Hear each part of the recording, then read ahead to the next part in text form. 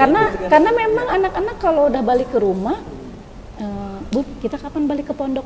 Gitu. Kalau udah liburnya sehari 2 hari sih nggak nanya. Kalau udah liburnya sebulan gitu atau 3 minggu, nanya, Bunda balik ke pondok kapan? Gitu. Karena udah kangen juga sama teman-temannya ya, Dek.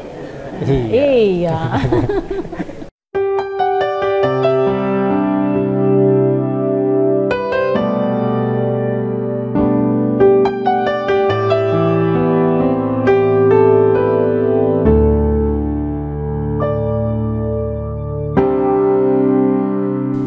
Perkenalkan, saya Anom Priyo Widodo, ayahanda dari Ananda Zahid Ausak Muzaki.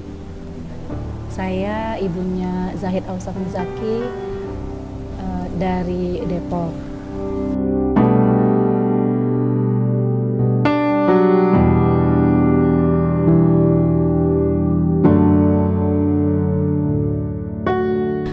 Dulu sih awalnya bundanya punya mimpi, punya impian, punya keinginan memang dari anak sejak dalam kandungan kepengen banget bisa masukin anak tuh ke pesantren Darul Quran punya Yusuf Mansur.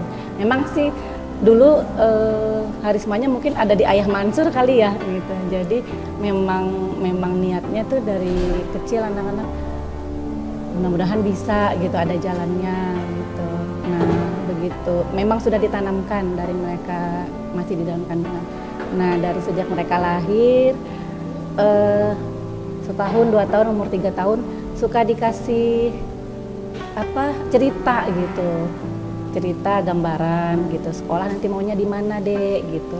Awalnya waktu itu yang bikin tertarik sebenarnya pengen sekolah di pondok tuh gara-gara kalau di pondok jauh dari orang tua bisa nyuci sendiri gitu ya Dek ya. Iya. Kalau nggak salah itu dulu gitu. Karena kan di rumah suka dulu nyuci masih pakai tangan tuh, senang main air sih, intinya sih senang main air gitu. Nah terus dikasih cerita kalau di pondok itu sebenarnya enak, kalau sekolah tuh bisa punya banyak teman, bisa main, tidur bareng-bareng, terus di sana nanti bisa main air. Kalau di rumah kan main air dilarang, kalau di pondok itu main air nggak dilarang, jadi bisa nyuci. Jadi tuh kayaknya tertariknya awalnya kalau bundanya lihat itu gitu. Abangnya juga ada di sini. Nah, abangnya juga ada di sini, sekarang malah ada di SMP Dapur di Kibar. Gitu.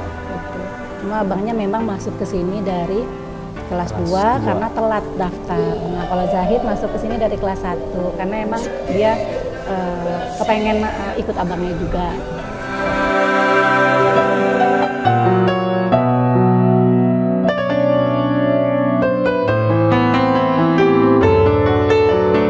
Saya ingat banget pesan dari Ustadz waktu adik kelas 1 tuh Ustadz Zen ya.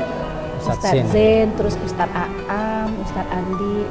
Karena memang mereka masuk nggak rewel.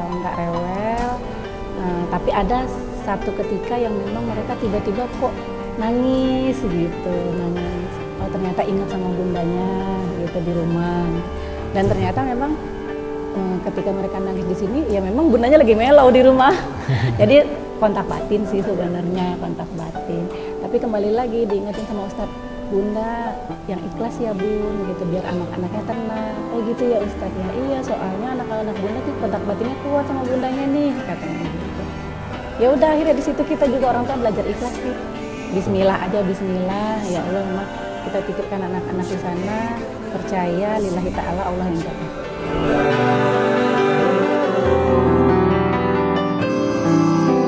Ayo Dek, masih belum mau juga, tinggal lagi. Habis ditinggal 15 menit lagi masuk lagi. Adek, ayo Lana. Udah 3 kali masuk bolak-balik. Ujung-ujungnya kata kunci bundanya keluar deh. Apa kata kuncinya deh? Ayo Lana, Soleh, adek mau bukain pintu surga buat bunda nak gitu. Biasanya saya ngomong gitu. Mau bantu bunda buat bukain pintu surga buat bunda nggak nak? Gitu. Ayo nak, Bismillah. Dilawan ya nak. Kalau kita ngantuk, itu berarti setannya masih ada di sini nih gitu. Biasanya saya selalu gitu, sambil dicium sambil dipeluk, dielus-elus. Ya deh ya. Gitu. Kalau prinsip saya sebagai orang tua, karena anak-anak masih dalam proses pendewasaan diri ya. Yang penting dia sholat. Dia paham bahwa sholat itu kewajibannya dia, gitu aja. Jadi mau dia nanti sampai 3 kali bangunin, yang memang waktu subuh 4:30 jadi sholat 5:30 gitu kan, tapi yang penting dia sholat. Kayak gitu. Itu aja dari saya tipsnya.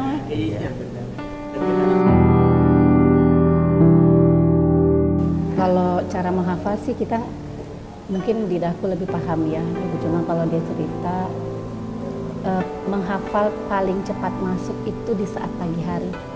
Setelah bangun sholat subuh ya, sholat subuh. Itu cepet banget masuk gitu.